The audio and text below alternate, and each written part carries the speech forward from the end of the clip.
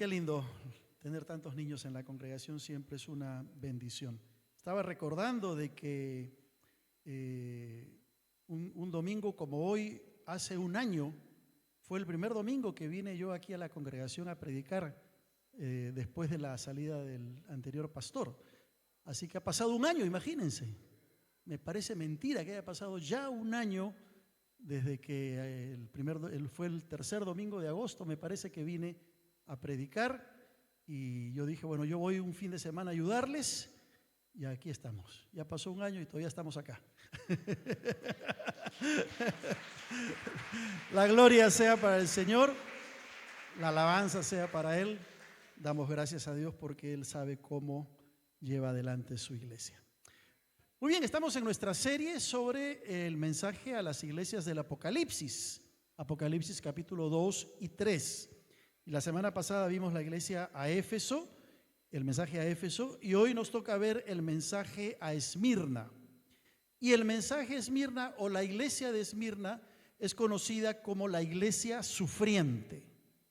Y vamos a ver por qué razón se le llama así. Vamos a leer Apocalipsis capítulo 2, versículos del 8 al 11, por favor. Apocalipsis capítulo 2, versículos del 8 al 11.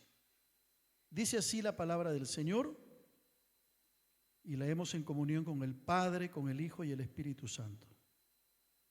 Y escribe al ángel de la iglesia en Esmirna, el primero y el postrero, el que estuvo muerto y vivió, dice esto: yo conozco tus obras y tu tribulación y tu pobreza, pero tú eres rico, y la blasfemia de los que se dicen ser judíos y no lo son, sino sinagoga de Satanás.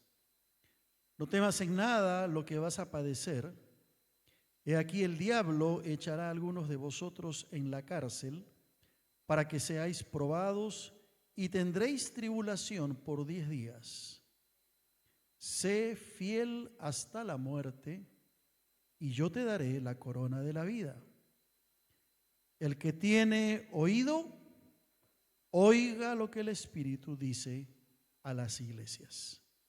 El que venciere no sufrirá daño de la segunda muerte. Oremos. Al abrir tu palabra, amado Señor, lo hacemos con suma reverencia, sabiendo que es palabra tuya. Bendícela, aplícala a nuestros corazones. Usa este siervo inútil para que tu mensaje llegue a cada corazón conforme a cada una de nuestras necesidades, porque lo pedimos en el nombre glorioso de nuestro Señor Jesucristo. Amén. Amén. La iglesia sufriente, ubicada en la ciudad de Esmirna. Esmirna, como todas estas iglesias que se narran en Apocalipsis capítulo 2 y capítulo 3, Esmirna era una ciudad muy importante del Asia Menor. A ver si esto me funciona. Ahí está. No sé si pueden ver en el mapa, pero era una ciudad que estaba ubicada a unas 30 millas de la ciudad de Éfeso, que fue la que vimos la semana pasada. Pero tenía una característica Esmirna a diferencia de Éfeso, que Esmirna era el centro del culto al emperador romano. En la ciudad de Esmirna estaba concentrada la religiosidad del culto al emperador romano. Por la carta que hemos leído en el capítulo 2, parecería que había una colonia de judíos allí que en cierta manera se oponían a los cristianos. Era un grupo de judíos que querían guardar las tradiciones judaicas, guardar la ley, y se oponían a esos cristianos, a esos judíos que se habían convertido con el mensaje que se había dado en los últimos años antes de que se escribiera esta carta a Esmirna. Pero estos judíos que se oponían a la predicación del evangelio y que se oponían a los cristianos, parecía que tenían mucha influencia con las autoridades de la época. Es decir, eran judíos que tenían influencia sobre las autoridades para perseguir y para hacerle daño a los cristianos. Se supone, según los historiadores, que fue una iglesia fundada por el apóstol Pablo, aunque no aparece en el Nuevo Testamento más que en este pasaje del Apocalipsis. Quizá Pablo, en su tal vez segundo o tercer viaje misionero, fundó esta iglesia. Ahora, llama la atención que de todas las iglesias del Apocalipsis, de las 7 iglesias del Apocalipsis, la iglesia de Esmirna tiene una alta estimación por parte del Señor. Es una de las iglesias que no recibe reprimenda, como lo recibió, por ejemplo, la iglesia de Éfeso, que vimos la semana pasada. Y es interesante que es una iglesia que, aunque no se menciona en el Nuevo Testamento, sí en la historia de los padres de la iglesia en el primer siglo. Hay mucha información en cuanto a la iglesia de Esmirna de parte de los padres de la iglesia que vivieron en el primer siglo, ¿no? Y Josefo incluso lo registra en uno de sus escritos. Ahí tienen ustedes una foto del viaje que hicimos el año pasado a Turquía, donde se encuentran actualmente las ruinas de Esmirna. Ahí en Esmirna había lo que se llamaba el Ágora, que era la plaza principal. Estos son los restos de aquel lugar. Y también ahí tienen una foto mía de fondo, donde se encuentra esa plaza donde la gente se reunía para discutir temas nuevos, como solía suceder en diferentes partes de la antigua Macedonia. Ahora, se sabe que Esmirna tenía un obispo, un pastor, cuyo nombre, según la tradición, era Policarpo. Policarpo, al parecer, fue el obispo de la iglesia de Esmirna. Y él, luego de 70 años de haberse escrito esta carta, dice la historia que sufrió martirio y sufrió muerte por parte de los judíos. La historia nos cuenta que el procónsul de Esmirna alguna vez le dijo a Policarpo: maldice a tu Cristo y te dejaré libre. Y Policarpio le respondió: 86 años le he servido y solo he recibido bendiciones de sus manos. ¿Cómo podré maldecir a mi rey y salvador? Y el procónsul le contestó: te enviaré a las bestias salvajes si no cambias de opinión. Tráelas, dijo Policarpo, nunca cambiaré mi forma de pensar. Y si acaso resistes a las bestias, le dijo el procónsul, te voy a entregar a las llamas del fuego. Y Policarpo le dijo: las llamas me harían daño por poco tiempo y luego se extinguirían, pero hay un fuego reservado que tú no conoces ahora, un fuego de juicio que ha de venir para el castigo eterno. Tremenda respuesta de este hombre, pastor en Esmirna, al procónsul de aquella época. Dice la historia que después que murió Policarpo, a su muerte, el mismo procónsul decidió suspender la persecución a los cristianos en Esmirna. Seguramente quedó impactado por el mensaje que Policarpo le estaba dando. Y si habría que ponerle algún calificativo a esta iglesia, entonces tendríamos que llamarla la iglesia sufriente. La iglesia sufriente. Si quieren, la iglesia perseguida. La iglesia que tuvo que dar su vida por causa de Cristo. Y así como Éfeso es conocida por la iglesia que perdió su primer amor, la iglesia de Esmirna es conocida por la iglesia sufriente.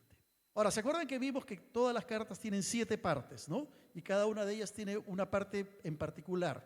En la primera parte, ¿cómo se presenta Cristo?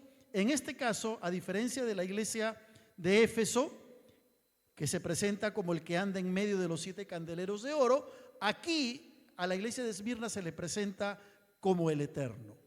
Y escribe al ángel de la iglesia en Esmirna: el primero y el postrero, el que estuvo muerto y vivió, dice esto. Y tiene un significado muy importante que Cristo se presente no como el que se mueve entre los candeleros de oro, no que se presenta como el Hijo de Dios, como va a ser con la iglesia de Tiatira, sino que se presenta como el Eterno. el alfa y la omega, el principio y el fin. Esta iglesia, que al poco tiempo iba a sufrir pruebas, necesitaba recordar que su Salvador era el vencedor de la muerte y el eterno, el principio y el fin. Era una iglesia que necesitaba recordar que Cristo había preexistido desde antes de la fundación del mundo y que había tomado lugar incluso en la misma creación. Recuerden que el Apocalipsis es escrito por Juan, que es el mismo autor del cuarto evangelio. Y él en el cuarto evangelio, ¿se acuerdan cómo empieza él, Juan capítulo 1, versículo 1? En el principio era el verbo, y el verbo era con Dios, y el verbo era Dios. Pero luego, en el versículo 2 de Juan capítulo 1, se añade algo bien interesante. Este era en el principio con Dios. ¿Quién Jesús. Y está hablando de la eternidad de Jesús. En el idioma griego suena muy bonito, Juan 1:1. Enargé en hologos, kaijologos en proston theon, kaitheos en hologos. En el principio era el verbo, y el verbo era con Dios, y el verbo era Dios. Entonces la iglesia de Esmirna necesitaba recordar por todo lo que iba a pasar, por todo el sufrimiento que iba a experimentar, que Cristo era el eterno, el que había vencido la muerte y tenía poder en la actualidad. Por eso que el tema de la iglesia es la persecución. El tema de la iglesia es el martirio. Y la iglesia de Esmirna necesitaba recordar que su Señor es eterno. Y eso nos viene a nosotros muy bien. Porque en este tiempo en que tanto se habla de temporalidad, qué bueno es saber que nuestro Dios es el eterno, el que tiene control sobre todas las cosas. Y nos hace bien pensar en Dios y en Jesús como nuestro eterno, porque eso nos invita a cada uno de nosotros a vivir una vida con perspectiva de eternidad. ¿Qué significa eso?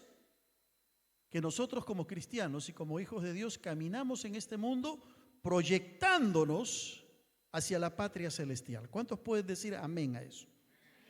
Vamos caminando hacia la patria celestial. ¿Podemos tener problemas en esta vida? Sí. ¿Podemos estar enfermos? Sí. ¿Podemos tener angustias económicas? Sí. ¿Podemos tener dificultades? Seguramente. Pero esto que vivimos nosotros, esto no es la vida verdadera. La vida verdadera es cuando dejamos este mundo y vamos hacia la patria celestial. Por eso es importante recordar que nuestro Dios es el eterno, el que estuvo en el principio del Génesis, que es ratificado por Juan como el Dios preexistente y que murió y resucitó para darnos esa vida eterna que Él mismo la tiene. Entonces, cuando miramos la vida de esa manera, todo cambia. Todo cambia. Ya no nos angustiamos por el sufrimiento, ya no nos angustiamos por lo que pasará mañana, ya no vivimos una vida de tensión, de preocupación. Vivimos descansando en los propósitos de ese Dios eterno. ¿Tú crees en ese Dios eterno? Ese es tu Dios. Y se presenta a la iglesia de Esmirna como el eterno, como el primero y el postrero. Ahora, en la iglesia de Esmirna no vamos a encontrar palabras de crítica, lo cual no quiere decir que era una iglesia perfecta. Seguramente tenían sus problemas, como toda iglesia seguramente tenía sus dificultades, pero no encontramos palabras de crítica. Por el contrario, encontramos palabras de alabanza de parte del Señor, palabras de confort, palabras de sosiego, palabras de confirmación, que no surgen de una promesa por el hecho de estar sufriendo, sino que surgen de la pura gracia de Dios. Esas palabras de alabanza que el Señor le da a la iglesia de Esmirna no se las da por el hecho de que estaban sufriendo por Cristo, que estaban siendo perseguidos por su fe, sino que surge de parte de la gracia de Dios como un regalo de Dios a esta iglesia. Cristo se presenta como el primero y el último, vale decir, el autor y fin de todas las cosas, como el Dios único y como el Dios absolutamente soberano. Cuando tú entiendes que tu Dios es un Dios soberano, no importa lo que suceda alrededor de tu vida, aprendes a descansar en Él. Señor, ¿me está pasando esto? ¿Me han diagnosticado esta enfermedad? ¿Estoy en este problema? ¿He perdido el trabajo? Padre, mi vida está en tus manos, yo descanso en ti y tú tendrás cuidado de mi vida. Esa debe ser la actitud del cristiano. Ahora, ¿es fácil? Muchas veces no es fácil, porque somos seres humanos, que nos turbamos cuando recibimos una noticia negativa, que nos preocupamos cuando o si hemos perdido el trabajo. Podemos reaccionar de muchas formas, pero tiene que llegar ese momento en el cual tú piensas y dices, si Dios es el soberano, como se presentó en la iglesia de Esmirna, Él va a tener cuidado de mi vida. Y eso cambia totalmente la perspectiva de tu vida. Ahora, la Biblia de Jerusalén traduce como el que estuvo muerto y revivió, como para ratificar el hecho de la resurrección de Cristo. Qué preciosa la experiencia de la iglesia de Esmirna. Tremendo mensaje que viene para esta iglesia. Promesas que Dios les da a la iglesia de Esmirna. Y promesas que, dicho sea de paso, son también para nosotros los que creemos en Jesús. Pero era una iglesia sufriente. Era una iglesia que tenía que pasar por una seria persecución. Ahora, quizás nosotros como iglesia, ¿verdad? Ahora más que nunca necesitamos recordar que nuestro Señor es el eterno. ¿Cuánto bien nos hace recordar que el Señor es el eterno, que el Señor de la iglesia es eterno, que es el soberano, que es el Dios que tiene control sobre todas las cosas que suceden en nuestra vida? Eso nos hace bien a todos. Ahora, ¿cuáles son las palabras de alabanza que el Señor tiene para la iglesia de Esmirna?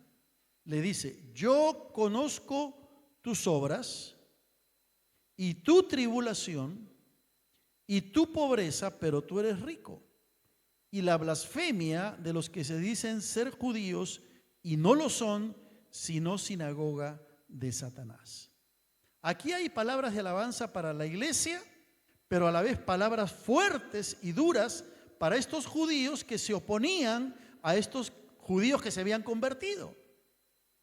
El gran problema era de que los judíos que vivían de acuerdo a la tradición y de acuerdo a la ley, no podían entender cómo Jesús era el Mesías, no podían entender cómo un grupo de judíos estaban predicando acerca de este Cristo que había muerto y había resucitado. No entraba en sus cabezas ese tipo de pensamiento y se oponían tremendamente. Y como tenían influencia con las autoridades de la época en Esmirna, empezaron a perseguir y a matar a los cristianos.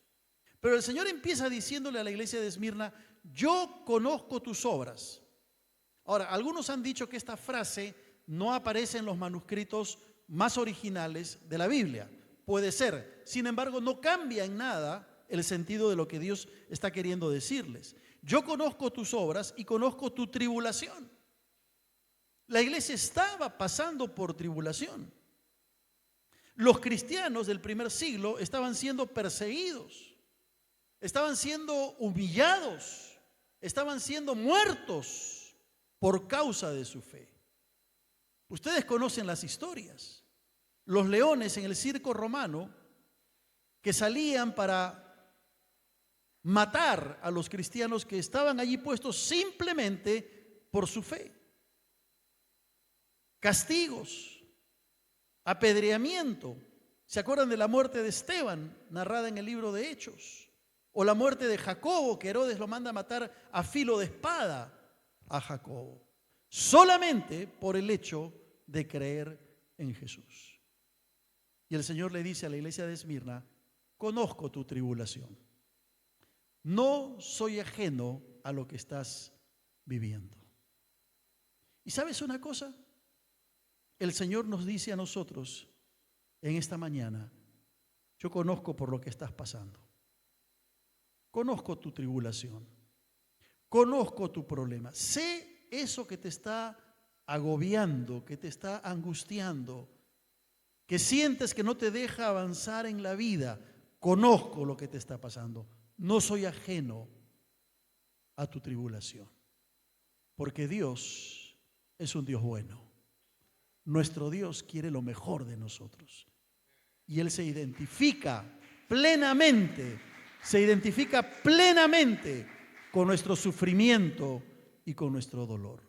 Así que yo no sé cuál es tu situación el día de hoy. Yo no sé qué es lo que estás pasando. ¿Una enfermedad? ¿Un problema en tu trabajo? ¿Un problema de relación con los miembros de tu familia más cercana? Quizá estás pasando por una crisis emocional o existencial.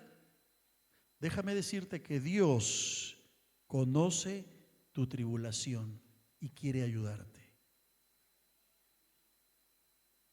Nosotros no somos deístas con D, sino que somos teístas con T. Hay una diferencia entre el deísmo y el teísmo. El deísmo decía que Dios estaba allí en el cielo, pero que no se comprometía en nada con el ser humano. Era un Dios lejano. Nosotros creemos que nuestro Dios es un Dios que interviene en la vida de cada hijo, de cada creyente. Y por eso Él no es ajeno a tu sufrimiento, sea cual fuere. Pero luego le dice, conozco tu pobreza, aunque tú eres rico. Y claro, la pobreza estaba ligada a la tribulación, porque en aquella época, al perseguir a los cristianos, les quitaban sus propiedades, les quitaban sus ganados, les quitaban sus casas, todo lo que tenían, los dejaban a los cristianos sin nada. Era una persecución terrible. Ni siquiera nosotros podemos imaginar cómo era esa persecución. Y por eso que muchos de ellos, que en un momento habían sido prósperos comerciantes, se quedaron sin nada. Y por eso el Señor dice, conozco tu pobreza. Una pobreza ligada a la tribulación que estaban pasando los hermanos de Esmirna.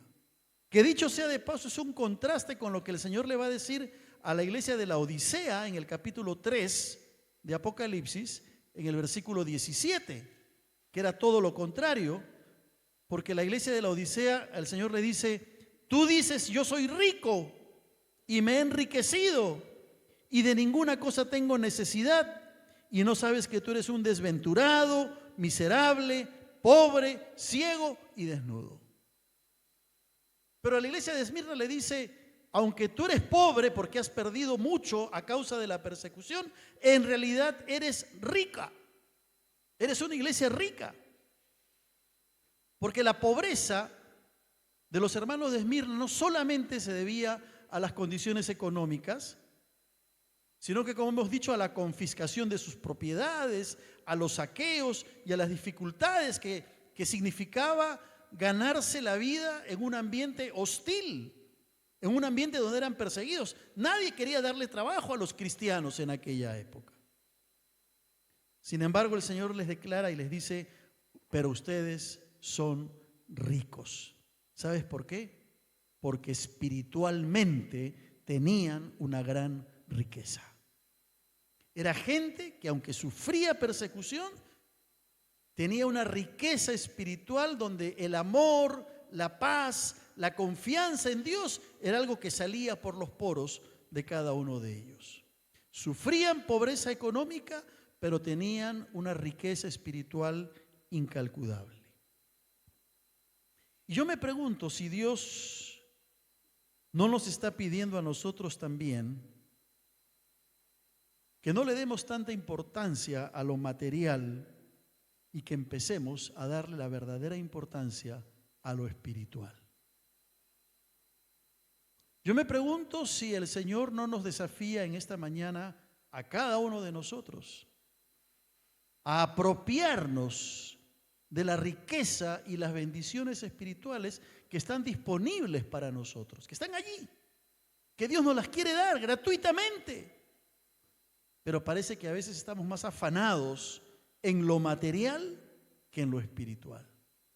Viene a mi mente cuando el Señor les dice a los discípulos ahí en el Sermón del Monte: mas buscad primeramente el reino de Dios y su justicia, y todas estas cosas, todo lo material, será añadido.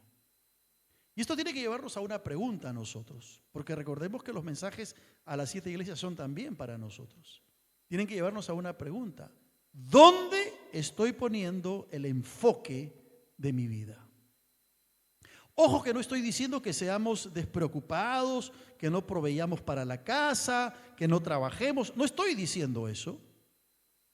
Pero estoy queriendo llevarte a la reflexión y que pienses por un momento: ¿dónde estás enfocando tu trabajo, tus esfuerzos, tu vida?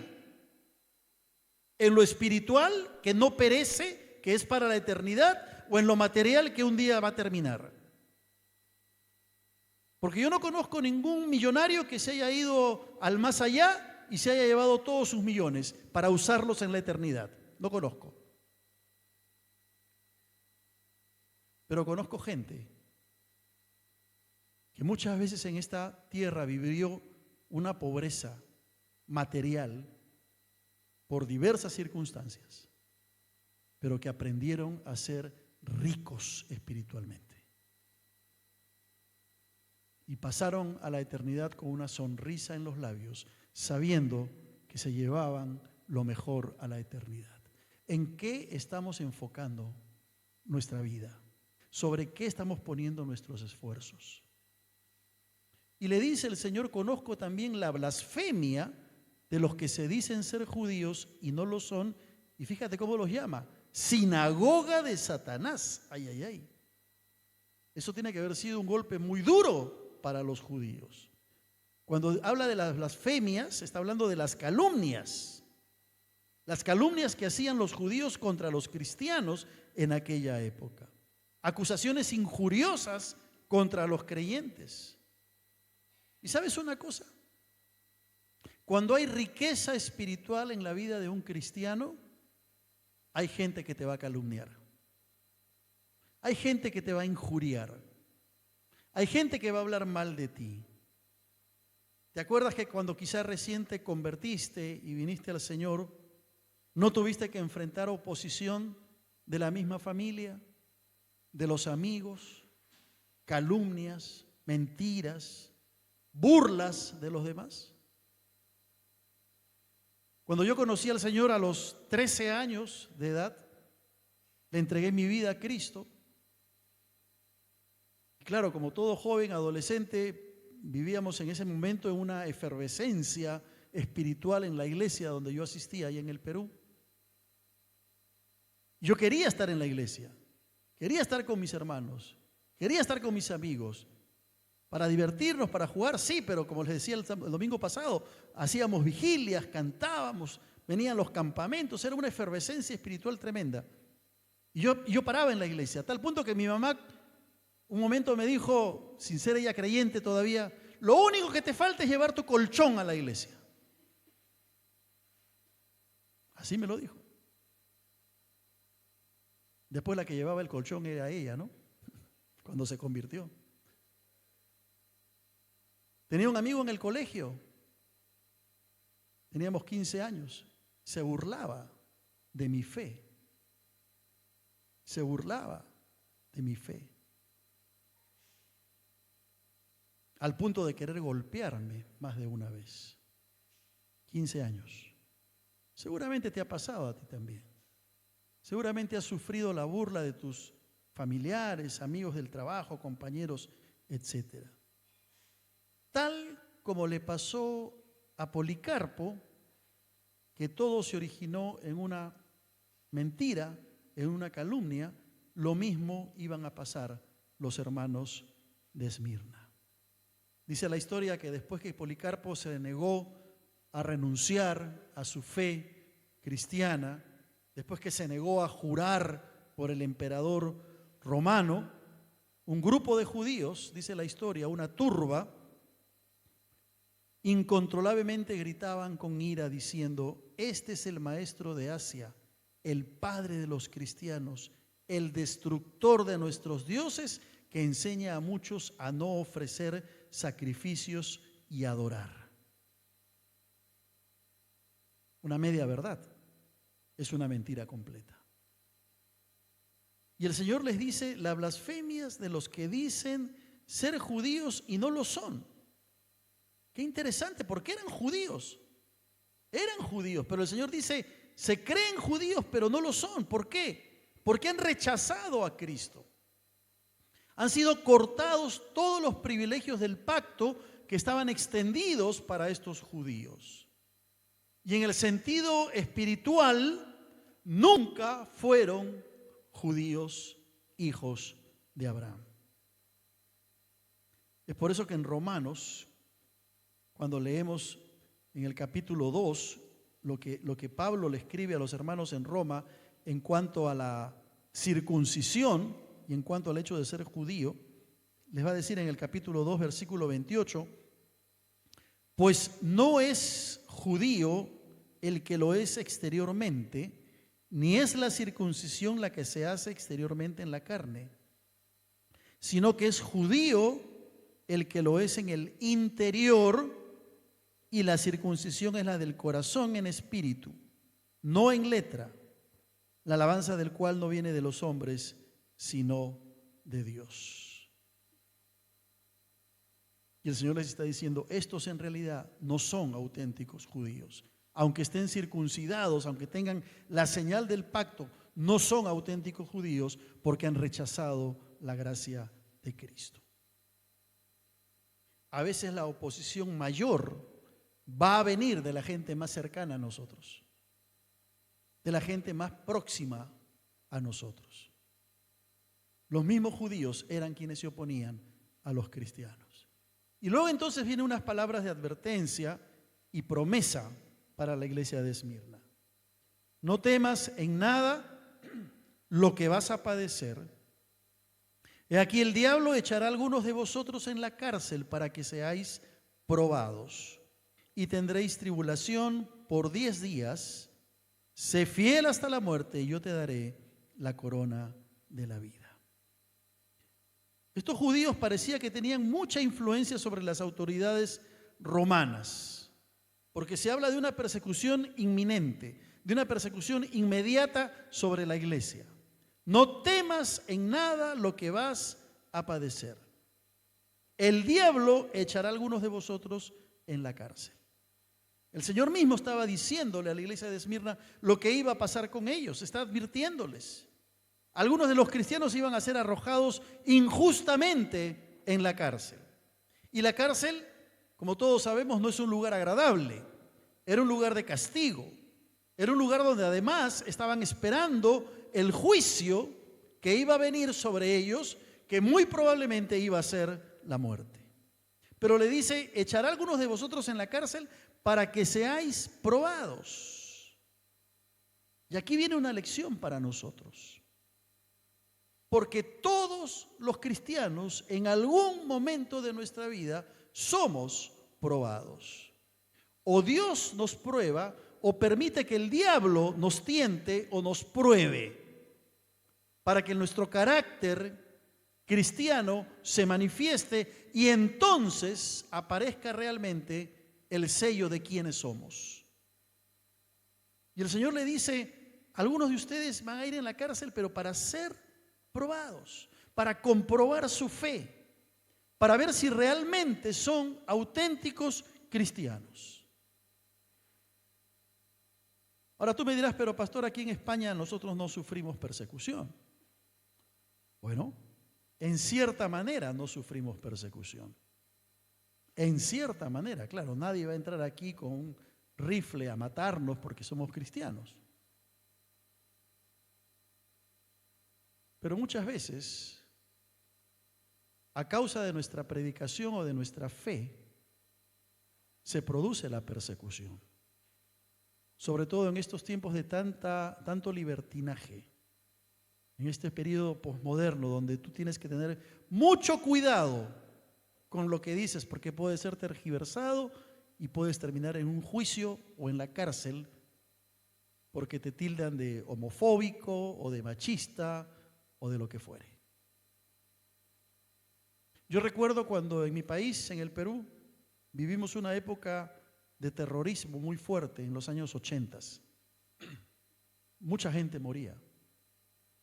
Y recuerdo que muchos cristianos fueron muertos por su fe, porque los terroristas no querían que los pastores predicaran todo el consejo de Dios, sino que se alinearan con el pensamiento terrorista. Y los mataban. Yo tengo un tío, acaba de cumplir 89 años, que es pastor, que él iba a todos estos lugares al interior del Perú a predicar el evangelio, y en más de una ocasión, en el pueblo donde él estaba, de pronto llegaban todos los terroristas y sacaban a los cristianos, los llevaban a las plazas públicas y ahí los golpeaban y en algunos casos hasta los mataban. Serán probados. Y yo te pregunto, ¿somos probados nosotros? Interesante, porque dice que serán probados y que tendrán tribulación por 10 días, lo cual habla de un periodo corto de prueba en el caso de la iglesia de Esmirna. Y se le da un encargo: sé fiel hasta la muerte. Sé fiel hasta la muerte, que significa ejercita una fe firme en Cristo hasta el momento de tu muerte. Mantente firme hasta el momento en que aparezca la prueba y aparezca la tribulación. Pero además significa, cuando le dice sé fiel hasta la muerte, le significa sé una persona digna de confianza, una persona en la cual Dios y Cristo pueda confiar en ti. Mantén tu fidelidad. Es lo que el Señor le está diciendo a la iglesia de Esmirna. Es un cristiano a quien el Señor Jesús puede darle un encargo, confiarle sus mandamientos, confiarle su honor, confiarle su mensaje de misericordia a los pecadores perdidos. Y yo me pregunto en esta mañana si nosotros como cristianos somos así, dignos de confianza. Es uno que no usa la confianza en Cristo para sus propios beneficios, para sus propias actividades. La fidelidad, escúchame bien, la fidelidad o el ser digno de confianza implica usar todo lo que el Señor nos ha dado de acuerdo a sus propósitos sagrados. ¿Qué hemos cantado hoy día? Todo se lo debo al pastor. ¿Eso hemos cantado? Todo se lo debo a mi marido. No, todo se lo debo a Dios. Todo se lo debo a Dios. Por lo tanto, todo lo que tú tienes, lo que eres, tiene que ser puesto al servicio del Señor, cueste lo que cueste. Porque a la iglesia de Esmirna le costó la vida. Pregúntate si eres una persona digna de confiar.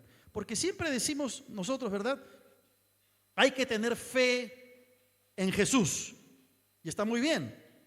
Hay que tener fe en Dios. Está muy bien. Pero pregúntate, ¿Jesús puede tener fe en ti? ¿Puede confiar en ti? El encargo que Él te ha dado, la vida, la salvación, el servicio, el conocimiento de la palabra, el predicar el evangelio. ¿Él puede confiar que tú estás administrando todo lo que tienes correctamente? Es una pregunta que tenemos que hacernos. ¿Somos dignos de confiar? Y la palabra dice, sé fiel hasta el próximo domingo. Así dice. Sé fiel hasta la muerte. La muerte debe ser nuestra medida de fidelidad a Dios. Sé fiel hasta cuando empiece un problema. No. Sé fiel hasta cuando te vaya bien. No. Sé fiel hasta la muerte. Es la medida de nuestra fidelidad a Dios. Y no significa ser fiel hasta morir, sino hasta que la muerte pueda ser resultado de mi fidelidad a Dios, que es algo distinto. Sí, sé fiel hasta que me muera, pero además hasta que la muerte sea la consecuencia que yo tenga que pagar por mi fidelidad a Dios. Y en muchos lugares en el día de hoy, la fidelidad del cristiano implica la muerte. ¿Sabes cuál es el primer país donde se persiguen a los cristianos? Corea del Norte. Corea del Norte. Se dice que 70,000 cristianos hoy están en campos de trabajo forzado en Corea del Norte. En Corea del Norte, tener una Biblia es un delito. Es un delito. No es que te ponen una multa, te quitan la Biblia, no, te vas a la cárcel. Y a veces nosotros en nuestra casa tenemos 3, 4, 5 Biblias y no las leemos. El segundo país es Somalia. Allí son más prácticos. Encuentran a un cristiano y lo matan. Se les acabó el problema. País musulmán. Se dice que en Nigeria, en el año 2023, hubo 3,100 muertos por la fe en Cristo. Solo en un año. ¿Qué si se desatara la persecución aquí en España? ¿Qué si entrara en estos momentos un determinado grupo, se para aquí al frente, están con armas y te dicen, y nos dicen a todos, a ver, todos los que son cristianos pónganse acá, que los vamos a matar? Y los que niegan a Cristo, pónganse acá. ¿Dónde te pondrías? No me respondas. La fe, la fidelidad es hasta la muerte. Gracias a Dios vivimos en un país donde todavía podemos predicar el Evangelio, pero no sabemos por cuánto tiempo será así. No sabemos cuánto tiempo será esta libertad que hoy tenemos de anunciar la palabra de Dios. Y cuando se habla de la prueba, se habla también de la tentación, porque mira lo que dice Santiago en el capítulo 1, versículo 2. Bienaventurado el varón que soporta la tentación, porque cuando haya resistido la prueba, está ligado lo uno a lo otro, recibirá la corona de vida que Dios ha prometido a los que le aman. Estamos hablando de dos cosas. Una es la tentación, de la cual somos sujetos todo el tiempo nosotros, pero también está la prueba de nuestra fe. ¿En tu trabajo saben que eres cristiano? ¿Tus vecinos saben que eres un hijo de Dios? No solo por lo que dices, sino por tu comportamiento. Primera de Corintios 9:25 va a decir, todo aquel que lucha, de todo se abstiene. Ellos a la verdad para recibir una corona corruptible, pero nosotros una incorruptible. ¿Sabes qué es eso? ¿Sabes qué significa una corona incorruptible? Una corona que te va a ser útil por toda la eternidad. Y cuando la Biblia habla de la corona incorruptible, está hablando de la necesidad de vivir, como decía al comienzo, con una perspectiva de lo eterno, caminando hacia la patria celestial. La corona de vida tiene que ver directamente con la vida eterna. Y el mensaje Esmirna termina, y de paso yo también ya voy acabando el sermón, de la siguiente manera, versículo 11. El que tiene oído, oiga lo que el Espíritu dice a las iglesias. Pero hay un añadido en el versículo 11, la última parte. El que venciere, ¿qué cosa? No sufrirá daño de la segunda muerte. Se habla de la segunda muerte. Quiere decir que si se habla de la segunda muerte es porque hay una primera muerte. En la Biblia se hablan de 3 tipos de muerte. La muerte física, la muerte espiritual y la muerte eterna. 3 tipos de muerte. Todos entendemos lo que es la muerte física, ¿verdad? Y la muerte espiritual es sencillamente vivir una vida sin Cristo en el corazón. Y cuando uno vive en muerte espiritual, se prolonga a la muerte eterna, que es la separación total de la presencia de Dios. Termino con estas preguntas de reflexión. ¿Estás preparado para enfrentar la persecución, las calumnias, las mentiras? ¿Estás preparado para sufrir por Cristo? Y que no necesariamente tiene que ser un sufrimiento que viene de fuera. Pueden ser situaciones que Dios te pone en la vida para forjar tu carácter hasta que aprendas a entender que Dios es un Dios soberano y que tiene control sobre todo lo que te sucede. ¿Puedes en un ambiente de inestabilidad reconocer a Cristo como el eterno? Si puedes reconocer a Cristo como el eterno, entonces puedes caminar con perspectiva de eternidad hacia la patria celestial.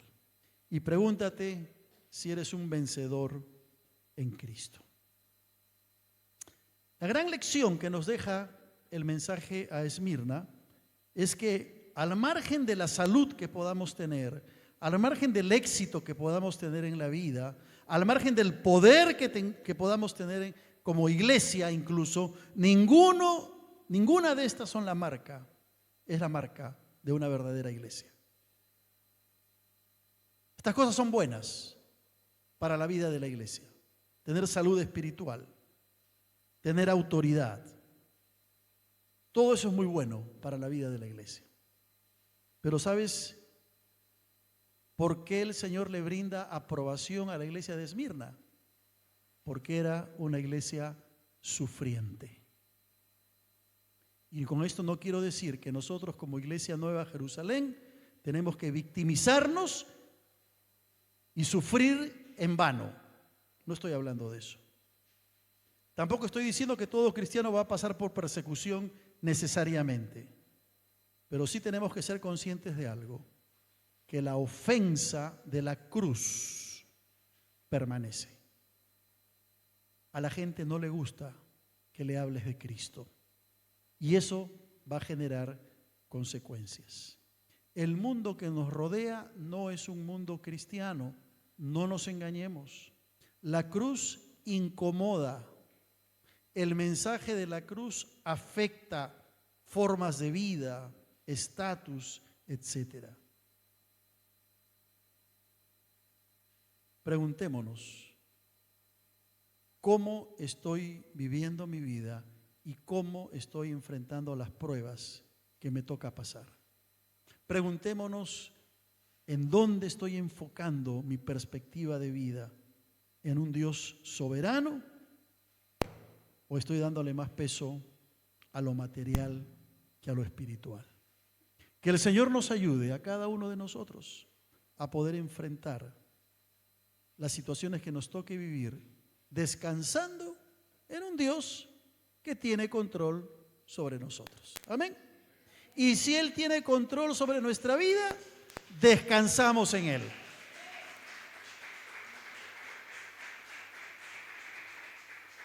¿Que va a ser fácil? Posiblemente no.